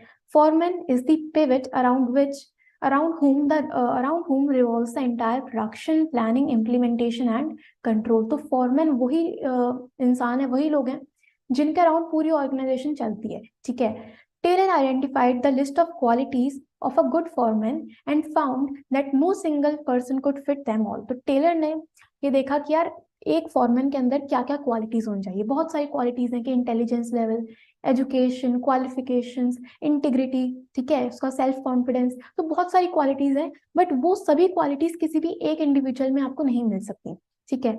तो this prompted him to suggest functional foremanship through 8 persons. He advocated separation of planning and execution functions. तो इसमें क्या कहा गया है कि एक इंडिविजुअल कभी भी अकेले प्लानिंग और एग्जीक्यूशन दोनों नहीं कर पाएगा, ठीक है। तो टेलर ने क्या किया, उन्होंने बोला है कि आप एक ऑर्गेनाइजेशन को 2 पार्ट्स में डिवाइड करो, एक होगा प्लानिंग, दूसरा होगा प्रोडक्शन या फिर एग्जीक्यूशन, ठीक है। और आप 8 लोगों को रखो, 8 लोगों को रखो जो कि जो वर्कमैन है, जो वर्कफोर्स है, उनके साथ इंटरेक्ट करेगा, उन्हें गाइडेंस देगा, ठीक है। देखो इसका डायग्राम देखते हैं। ये रहा इसका डायग्राम। सबसे पहले है फैक्ट्री मैनेजर, ठीक है, फैक्ट्री है, फैक्ट्री को 2 पार्ट्स में डिवाइड किया है, एक प्लानिंग इंचार्ज और दूसरा प्रोडक्शन इंचार्ज, ठीक है। प्लानिंग प्लानिंग करेगा कि क्या करना है, कैसे करना है, कितना करना है, कब करना है, वो सब कौन करेगा, प्लानिंग इंचार्ज। प्रोडक्शन इंचार्ज किस तरह से एग्जीक्यूशन करना है, किस तरह से काम करना है, वो कौन देखेगा, प्रोडक्शन इंचार्ज, ठीक है। फिर प्लानिंग के अंदर भी 4 लोग आएंगे, 4 हेड्स आएंगे, ठीक है, या 4 बॉसेस आएंगे, और प्रोडक्शन के अंदर भी 4 बॉस आएंगे, ठीक है। अब इनके फंक्शंस क्या हैं वो समझते हैं। देखो सबसे पहले प्लानिंग इंचार्ज में कौन कौन है, एक है इंस्ट्रक्शन कार्ड क्लर्क, दूसरा है root clerk, third time and cost clerk, और फोर्थ इज डिसिप्लिनेरियन, ठीक है। अब ये लोग करते क्या क्या है ये समझो। देखो इंस्ट्रक्शन कार्ड क्लर्क एज नाम ही बता रहा है, इंस्ट्रक्शंस देगा, ठीक है, कि किस तरह से काम करना है, कैसे प्रोडक्शन करना है, कितना परचेज होगा, उन सभी से रिलेटेड इंस्ट्रक्शंस कौन देगा, इंस्ट्रक्शन कार्ड क्लर्क, ठीक है। Second is root clerk. Root clerk क्या कहता है, रूट क्लर्क आपको बताएगा कि किस रूट में प्रोडक्शन होनी है, कि अगर कोई भी प्रोडक्ट बनाना है तो पहले कौन से स्टेप लोगे, दूसरा स्टेप क्या होगा, तो वो पूरा रूट आपको कौन बताएगा, रूट क्लर्क, ठीक है। थर्ड आता है टाइम एंड कॉस्ट क्लर्क। अब टाइम एंड कॉस्ट क्लर्क का काम क्या है कि एक काम कितनी देर में होगा, ठीक है, कोई भी बिजनेस एक्टिविटी या कोई भी प्रोडक्ट कितने टाइम में बनना चाहिए, और वो बताएगा कि एस्टिमेटेड कॉस्ट कितना आना चाहिए, ठीक है। कॉस्ट शीट प्रिपेयर करता है time and cost clerk, okay. इसके बाद फोर्थ है डिसिप्लिनेरियन। डिसिप्लिनेरियन अगेन आपको नेम से पता चल रहा है, डिसिप्लिन मेंटेन करने का काम किसका है, डिसिप्लिनेरियन का। ये क्या रूल्स एंड रेगुलेशंस होंगे एक ऑर्गेनाइजेशन में, ठीक है, अगर उनको फॉलो नहीं करेगा कोई तो क्या पेनल्टीज होंगी, क्या पनिशमेंट्स होंगी, वो सब कौन देखता है, डिसिप्लिनेरियन। डिसिप्लिनेरियन का काम क्या है कि ओवरऑल एक ऑर्गेनाइजेशन में डिसिप्लिन मेंटेन करना है, ठीक है। ये चारों लोग किस में आते हैं, प्लानिंग इंचार्ज या फिर प्लानिंग डिपार्टमेंट में, ठीक।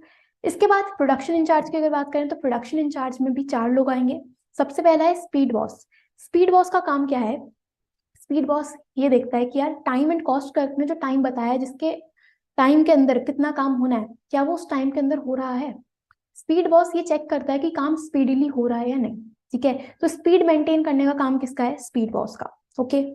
इसके बाद सेकंड है गैंग बॉस। गैंग बॉस क्या करता है, गैंग बॉस आपको बताएगा बेसिकली जितने भी रिसोर्सेज या इक्विपमेंट्स टूल्स की रिक्वायरमेंट होगी तो वो सब अवेलेबल कौन करवाएगा, गैंग बॉस, ठीक है। तो गैंग बॉस रिसोर्सेज अरेंज करेगा, ठीक।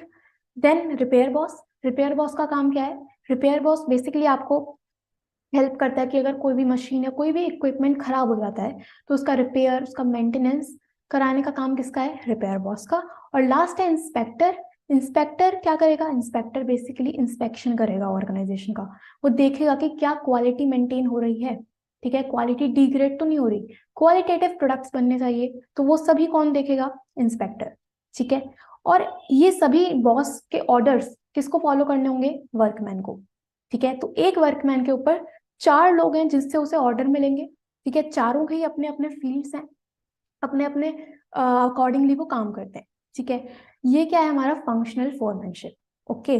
और ये किस प्रिंसिपल का एक एक्सटेंशन है, तो आपको याद रखना है, this is an extension of division of work, ठीक है। डिविजन ऑफ वर्क में हमने पढ़ा था कि आप काम को डिवाइड कर दो, ठीक है, और लोगों को उनकी स्किल्स के अकॉर्डिंगली वो काम दे दो, ठीक है। इस टेक्निक में उसी प्रिंसिपल का एक्सटेंशन है, ठीक है। इसमें भी क्या किया है, एक ऑर्गेनाइजेशन को डिवाइड कर दिया है, ठीक है, समझ में आया। तो ये डायग्राम इंपॉर्टेंट है, ये टेक्निक भी इंपॉर्टेंट है, इसमें से क्वेश्चन बनता है एग्जाम में, ओके। सही। इंस्ट्रक्शन कार्ड क्लर्क क्या करेगा, इंस्ट्रक्शंस देगा।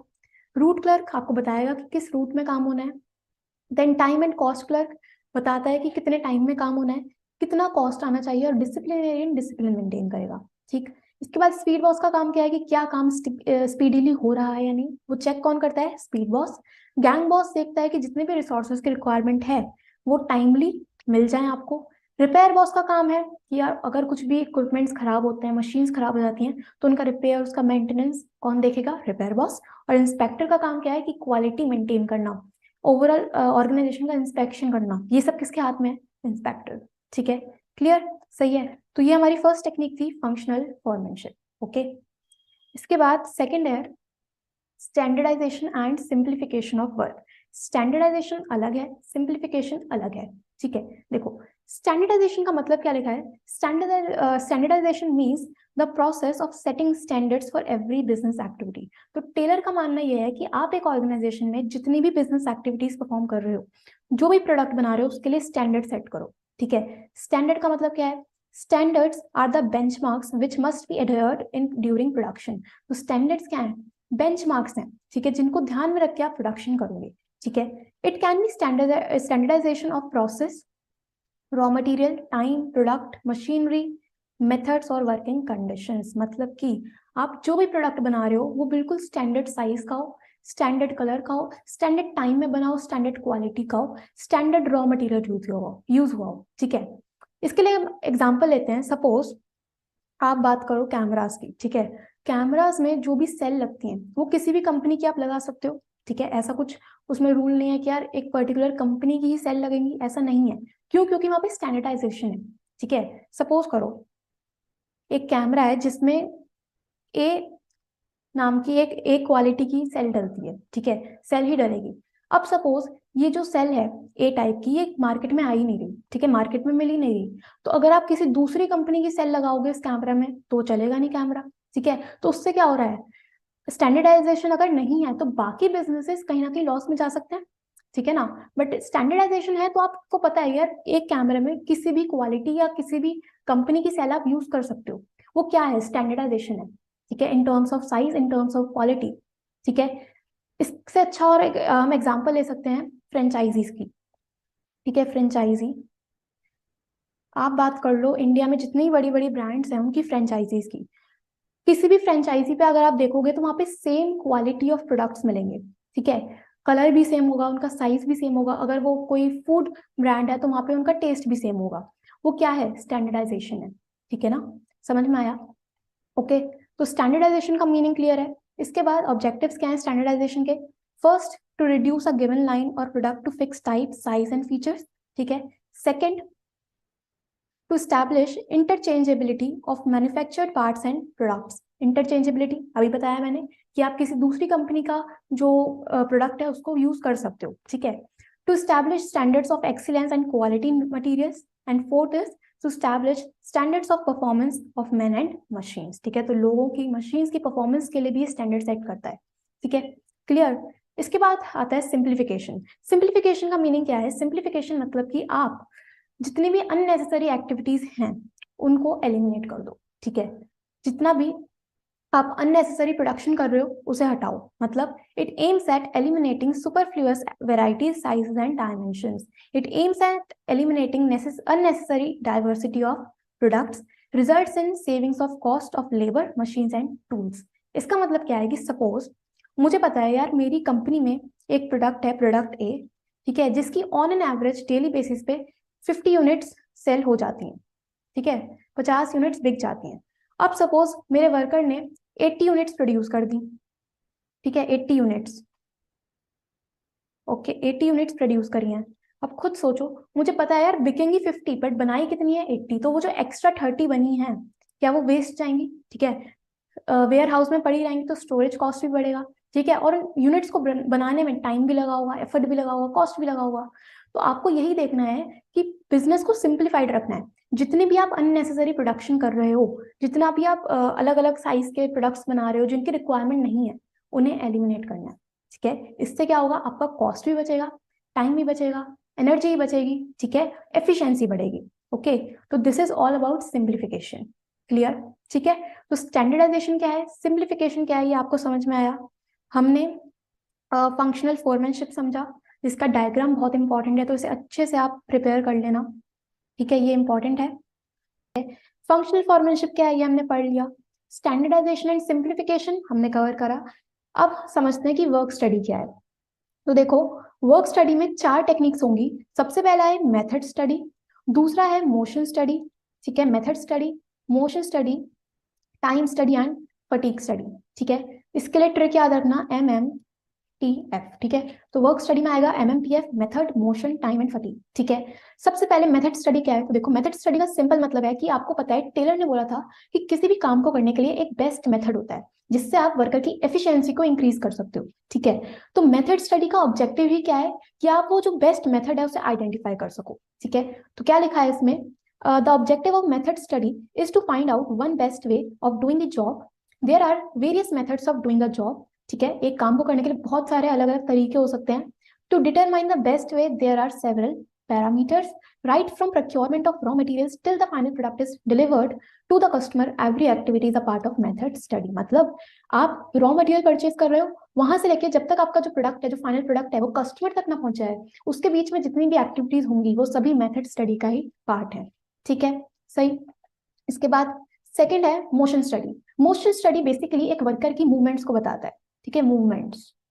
इसमें क्या है, इसमें सिंपली ये है कि आप एक वर्कर की मूवमेंट्स को एनालाइज करो कि कौन सी मूवमेंट्स या कौन से मोशंस प्रोडक्टिव है और कौन से अनप्रोडक्टिव है, ठीक है। फिर जितने भी अनप्रोडक्टिव एक्टिविटीज हैं उन्हें आपको एलिमिनेट करना है, वहां से एफिशिएंसी देखने को मिलेगी, कॉस्ट कम आएगा, टाइम भी बचेगा, ठीक है। तो इसमें क्या लिखा है, it refers to the study of movements like lifting, putting objects, sitting and changing positions etc which are undertaken while performing a job. Unnecessary movements should be eliminated so that it takes less time to complete the job. Taylor used stopwatches and various symbols to identify different motions, ठीक है। इसके लिए हम example ले सकते हैं। Suppose कोई mister A है, ठीक है, मिस्टर ए एक वर्कर है, मिस्टर ए है, ठीक है, एक वर्कर, और सपोज ये रॉ मटेरियल लेने गए मार्केट से, ठीक है। रॉ मटेरियल लेने में लगा सपोज हाफ एन आवर, ठीक है। आई डोंट नो, ये पेन चल नहीं रहा आज, वेट। एग्जाम्पल लेते हैं। सपोज कोई मिस्टर ए है, ठीक है, मिस्टर ए मार्केट गए और वहां से रॉ मटेरियल लेने गए थे, ठीक है। अब रॉ मटेरियल ले लिया, बट उन्हें ऑन द वे अपने एक फ्रेंड मिल गए, ठीक है, और फ्रेंड से मिलने में उन्होंने लगा दिया 1 आवर, ठीक है, 1 आवर लग गया फ्रेंड से मिलने में, ओके। रॉ मटेरियल लेने में केवल लगे हमें suppose half an hour, half an hour, और फिर उनको अपने फ्रेंड मिल गए तो वो फ्रेंड से बातें करने लग गए, वहां पे उन्हें 1 आवर और लग गया। तो अब खुद देखो यार, रॉ मटेरियल लेना तो एक प्रोडक्टिव एक्टिविटी है, बट फ्रेंड से बात करने में जो टाइम वेस्ट किया है वो एक अनप्रोडक्टिव एक्टिविटी है, ठीक है, अनप्रोडक्टिव मूवमेंट है। तो आपको इसी को एलिमिनेट करना है जिससे आपका टाइम सेव होगा, ठीक है। समझ में आया मोशन स्टडी क्या है? तो आपको एक वर्कर की मूवमेंट्स को देखना है, कौन सी प्रोडक्टिव है, कौन सी अनप्रोडक्टिव है, फिर उसमें से अनप्रोडक्टिव को आपको एलिमिनेट कर देना है, ठीक है। इसके बाद नेक्स्ट है टाइम स्टडी। टाइम स्टडी का कह रहा है, टाइम स्टडी का सिंपल मतलब यह है कि आप किसी भी काम को करने के लिए एक स्टैंडर्ड टाइम फिक्स करो कि इस टाइम में वो काम हो जाना चाहिए, ठीक है। तो it determines the standard time taken to perform a well defined job, ठीक है। स्टैंडर्ड टाइम, एक काम को करने में कितना टाइम लग रहा है वो आपको देखना है। Time measuring devices are used for each element of task. Standard time is fixed for the whole of the task by taking several readings. The objective of time study, objective क्या है time study का, is to determine the number of employees to be employed, कि कितने लोगों की requirement है। Suitable frame suitable incentive schemes, क्या क्या इंसेंटिव्स आप दोगे ये देखना है, और आपको लेबर कॉस्ट को डिटरमाइन करना है, ठीक है। इसका एग्जांपल हम लेते हैं। सपोज आपकी बुक में एग्जांपल गिवन है कि एक कार्डबोर्ड बॉक्स को बनाने में 20 मिनट्स लगते हैं, ठीक है, एक बॉक्स को बनाने में 20 मिनट्स लगते हैं, ठीक है। तो अगर हम देखें कि 1 आवर में कितने बॉक्स आप बना सकते हो, तो कितने बॉक्स बनेंगे 1 आवर में, 1 आवर, या फिर आप बोल सकते हो 60 मिनट्स, तो कितने बनेंगे 3 बॉक्सेस, ठीक है। अगर 20 मिनट्स में एक बन रहा है तो 60 मिनट्स में 3 बनेंगे, ठीक है। और सपोज एक वर्कर जो है वो एक दिन में 8 आवर्स वर्क कर रहा है, ठीक है, 8 आवर्स पर डे वो काम कर रहा है, ठीक है, जिसमें से 1 आवर उसके रेस्ट का है, ठीक है। तो टोटल कितने घंटे वो काम करेगा एक दिन में, 7 आवर्स, ठीक है, 7 आवर्स वो वर्क करेगा, ओके। अब एक घंटे में 3 बॉक्स बना सकते हो, तो 7 आवर्स में कितने बॉक्सेस बनेंगे, 7 आवर्स में बनेंगे 7 इंटू 3 दैट इज 21 बॉक्सेस, ठीक है। तो ये स्टैंडर्ड आउटपुट और स्टैंडर्ड टाइम आपने फिक्स करा है कि एक दिन में एक वर्कर या फिर 7 आवर्स में एक वर्कर 21 बॉक्सेस बनाएगा, ठीक है। तो हमने स्टैंडर्ड आउटपुट भी फिक्स करा है, स्टैंडर्ड टाइम भी फिक्स कर दिया है, ठीक है। तो इसके अकॉर्डिंगली प्रोडक्शन होगा, और यहाँ पे जो वेजेस आप पे करोगे अपने एम्प्लॉयज को, अपने वर्कर्स को, वो टाइम के बेसिस पे करोगे, ठीक है, कि कितने टाइम में कितना प्रोडक्शन किया है उसके बेसिस पे आप इन्हें पेमेंट करते हो, ठीक है। क्लियर है टाइम स्टडी क्या है। इसके बाद लास्ट है हमारा फटीग स्टडी। फटीग स्टडी में सिंपल चीज है कि यार एक अगर वर्कर काम कर रहा है पूरे दिन, तो जनरल बात है कि वो थकान महसूस करेगा, ठीक है, टायर्ड फील करेगा। तो वही चीज है कि आपको देखना है यार एक एम्प्लॉय को, एक वर्कर को कितने रेस्ट इंटरवल्स देने हैं, ठीक है, जिससे वो वापस से सेम स्पीड के साथ काम कर सके, ठीक है। A person is bound to feel tired physically and mentally if he or she does not rest while working. The rest interval will help one to regain stamina and work again with the same capacity. Fatigue study seeks to determine the amount and frequency of rest interval in completing a task. तो rest interval देना जरूरी है। Fatigue study में आप तीन चीजें देखोगे। सबसे पहली चीज देखोगे कि कितने रेस्ट इंटरवल देने हैं, ठीक है, रेस्ट इंटरवल्स, ठीक है, कितने रेस्ट इंटरवल्स देने हैं। दूसरी चीज आप देखोगे कि कितने टाइम के बाद देने हैं, ठीक है, कितने आवर्स के बाद एक रेस्ट इंटरवल देना है। और तीसरी चीज देखोगे यार कितनी देर का एक ब्रेक होना चाहिए, ठीक है। तो कितने नंबर ऑफ रेस्ट इंटरवल्स होंगे, कितनी देर के बाद देने हैं, और कितनी ड्यूरेशन का एक रेस्ट इंटरवल होगा, ठीक है। ये सब आप किस में देखते हो, फटीग स्टडी में। क्लियर, ठीक है। तो वर्क स्टडी में हमने क्या पढ़ा, सबसे पहले मेथड स्टडी, दूसरा मोशन स्टडी, थर्ड है टाइम स्टडी, और फोर्थ इज फटीग स्टडी, ठीक है। इसके बाद लास्ट टॉपिक आता है जो कि है differential piece wage system. Differential piece wage system क्या है, देखो समझते हैं हम डिफरेंशियल पीस वेज सिस्टम। सबसे पहले वेज सिस्टम आपको पता है कि आप कितना पेमेंट कर रहे हो अपने वर्कर्स को, और डिफरेंशियल मतलब कि अलग अलग, ठीक है, डिफरेंशिएट करना है। तो इस टेक्निक में क्या कहा है कि यार आप अपने वर्कर्स को दो पार्ट्स में डिवाइड करो, दो कैटेगरीज में डिवाइड करो। एक होंगे एफिशिएंट, एक होंगे एफिशिएंट वर्कर्स और दूसरे होंगे इनएफिशिएंट वर्कर्स, ठीक है, एफिशिएंट और इनएफिशिएंट। उसके बाद आप एक ठीक है, आपने दो कैटेगरीज में डिवाइड करना है, एफिशिएंट और इनएफिशिएंट। उसके बाद आप एक स्टैंडर्ड आउटपुट सेट करो, ठीक है, कि इतना प्रोडक्शन होना चाहिए, इतनी यूनिट्स बननी चाहिए, ठीक है। फिर जो भी वर्कर्स वो स्टैंडर्ड आउटपुट या उससे ज्यादा प्रोड्यूस करेंगे उनका वेजेस अलग होगा, और जो लोग स्टैंडर्ड आउटपुट से कम प्रोडक्शन करेंगे उनका वेजेस अलग होगा, ठीक है। देखो क्या लिखा है, a technique which differentiate between efficient and inefficient workers, okay. इसके बाद it rewards the efficient workers and motivates the less efficient workers to improve efficiency। अब वेजेस अगर अलग अलग होंगे दोनों के तो इससे दोनों को ही मोटिवेशन मिलेगा, ठीक है। अभी एग्जांपल समझेंगे तब आपको क्लियर होगा। There are two piece rates, सबसे पहले one for those who produce standard output or more, और second for those who produce less than standard output, ठीक है। The difference between the two wage rates is enough to motivate the less inefficient workers, ठीक है। Example लो, suppose हमने एक standard output set किया है, standard output, ठीक है। स्टैंडर्ड आउटपुट मतलब कि 100 यूनिट्स आपको प्रोड्यूस करनी है, ठीक है। एक दिन में आपको सपोज 100 यूनिट्स प्रोड्यूस करनी है। अगर आप 100 यूनिट्स प्रोड्यूस करते हो, 100 या फिर उससे ज्यादा अगर आप प्रोड्यूस करते हो, ठीक है, तो आपको पर यूनिट 50 रुपए मिलेंगे, 50 रुपीज पर यूनिट, ठीक है। बट अगर आप 100 से कम प्रोड्यूस करते हो, तो अगर 100 से कम प्रोड्यूस अगर आप कर रहे हो तो आपको मिलेंगे ₹30 पर यूनिट, ठीक है।